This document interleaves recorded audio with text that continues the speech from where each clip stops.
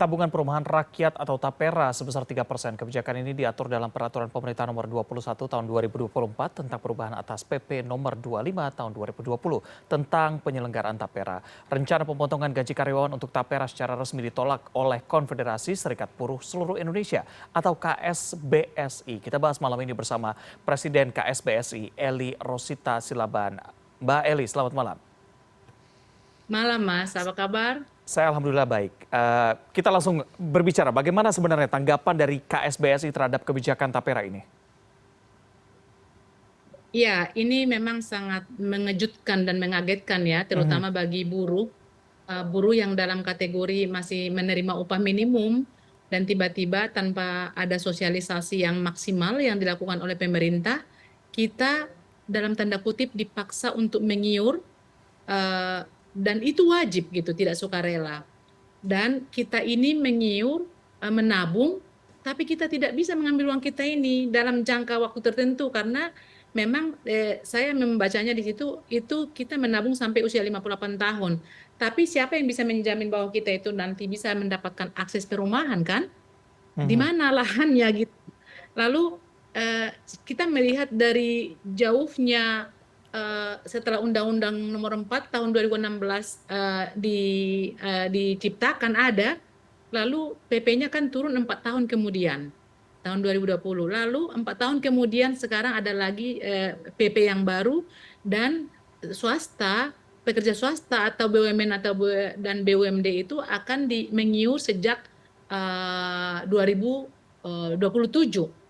Nah, yang menjadi pertanyaan, kenapa tiba-tiba saja ini dipaksa untuk eh, pekerja swasta untuk menabung, tapi yang notabene itu kita tidak tahu rumah itu nanti berapa tahun kita dapatkan karena ada disebut ajas kemendesakan seperti itu, Mas. Mhm. Nah, memang kalau kita lihat kan kehadiran Undang-Undang Nomor 4 Tahun 2016 ini sebenarnya adalah ide atau niat pemerintah untuk rakyatnya untuk mendapatkan rumah. Tapi jangan juga jadi dibuat sebuah peraturan atau undang-undang yang memaksa kita menabung sementara kita nggak sanggup melakukan. Mhm. Dan di samping itu overlapping kan ada juga dana di BPJS Tenaga Kerja yang program JHT yang sama programnya dengan TAPERA Baik. ini. Misalnya KPR pembangun renovasi rumah Mhm. dan membeli rumah, Mas. Baik. Kenapa bukan itu saja yang dimaksimalkan ya Baik, seperti itu? baik, Bu Eli. Tapi sejauh ini bagaimana suara dari Serikat Pekerja? Apakah memang kalau tadi Anda katakan ini dipaksakan, apakah ketika bentuknya adalah opsional atau pilihan, begitu mereka juga setuju atau tetap menolak semuanya secara keras? Nah, barangkali Mas, karena yang kita dapatkan itu adalah kepesertaan ini wajib. Mhm. Kalau misalnya suka artinya kan ada ruang yang diberikan. Oke, saya tidak mampu, ya berarti saya tidak perlu, tidak ada paksaan. Tapi kalau ini wajib dan itu diberlakukan 2027, 0,5% dari pemberi kerja dan 2,5% dari kita. Tidak ada hak kita untuk menolak itu. Mhm. Nanti kan bisa dianggap ini tidak mau karena undang-undang sudah memerintahkan dan turunannya. Kenapa Anda tidak mau? Kan bisa saja kita disalahkan untuk itu. Tapi salahnya ya pemerintah ini ya Mas.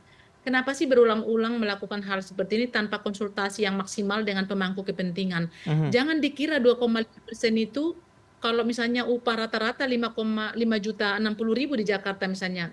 Kali 2,5%, mari kita sebut sekitar 130 ribuan. Belum tentu juga buruh yang menerima upah 5 juta ini pernah menabung 150 ribu per bulan karena uang yang mereka dapatkan dari upah minimum itu kan banyak sekali loh untuk anak-anak Mhm. sewa rumah atau mungkin mereka sudah kredit rumah juga ya walaupun mereka berpendapatan rendah, tapi saya kira mayoritas buruh-buruh ini sekarang sudah kredit rumah yang memang jauh dari wilayah mereka bekerja. Dan Mhm. ini nanti di mana ini? Mau dibangun di mana? Dan berapa tahun? Kalau misalnya dipaksakan sekarang seperti saya usia 54 tahun, artinya 2027 saya masih diminta untuk menabung itu. Lalu kapan saya dapat rumahnya, Mas? Mhm. Gitu. Mhm. Lalu Oke. misalnya kita punya rumah atau pekerja ini punya rumah, katanya memang itu apa namanya prioritaskan untuk rumah pertama yang dimiliki. Artinya kan hak itu mutlak ada di tapera, di subjektif lah mereka. Mereka yang menentukan siapa yang berhak dan siapa yang tidak berhak seperti itu, Mas. Oke, oke. Berarti teman-teman serikat buruh ini merasa tidak dilibatkan dalam pengambilan kebijakan ini?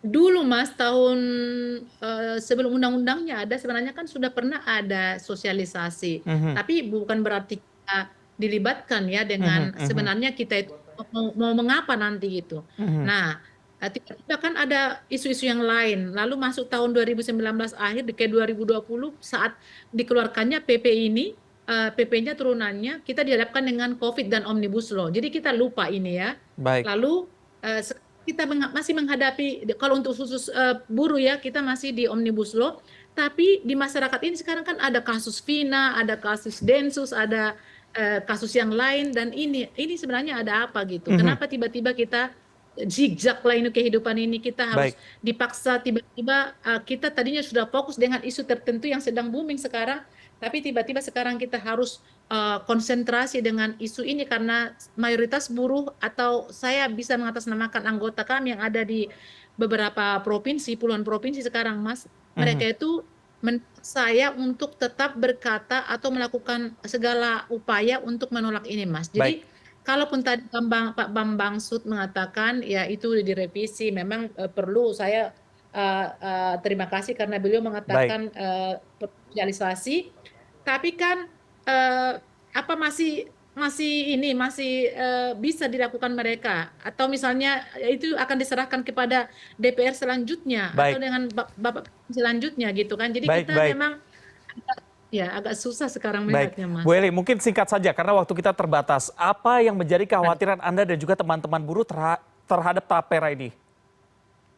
Satu, kita itu menabung tapi kita tidak bisa mengambil uangnya. Mhm, Kedua, dengan isu yang beredar akhir-akhir ini kan ada beberapa asuransi yang bermasalah tuh. mhm, Kita khawatir, aduh, uang kita ini jangan-jangan nanti jadi bermasalah. Siapa yang bertanggung jawab karena kita tidak ada di dalamnya gitu. mhm. Jadi yang terakhir sekali, Mas, kami hanya berpikir begini, kalau memang pemerintah mau melakukan mau menyediakan perumahan bagi misalnya masyarakat atau karyawan swasta, dana BPJS Ketenagakerjaan itu ada 160 triliun loh, dana Mhm. MLT, langsung tunai. Kenapa itu nggak dipergunakan? Dan ada dana yang mengendap lagi sekitar 8 triliun di situ, Baik. yang tidak punya tuan gitu. Kenapa tidak itu? Jadi sudahlah, kami menolak, tapi kalau misalnya ada parlemen atau DPR mengatakan itu direvisi, ya welcome juga sih. Tapi memang serikat buruh menolak. Dan satu hal, Baik. Mas, besok kami akan konferensi pers bersama Apindo, Aha. karena kami dalam hal ini bersama-sama menolak diberlakukannya tapera ini, Mas, Baik, undang-undang baik. tapera ini. Baik, dan kita harapkan memang tidak ada overlapping. Kalau tadi dikatakan memang BPJS Ketenagakerjaan kan juga bisa mengcover itu. Jangan sampai ini terjadi Bisa, dua kali dan potongannya terlalu banyak untuk para pekerja.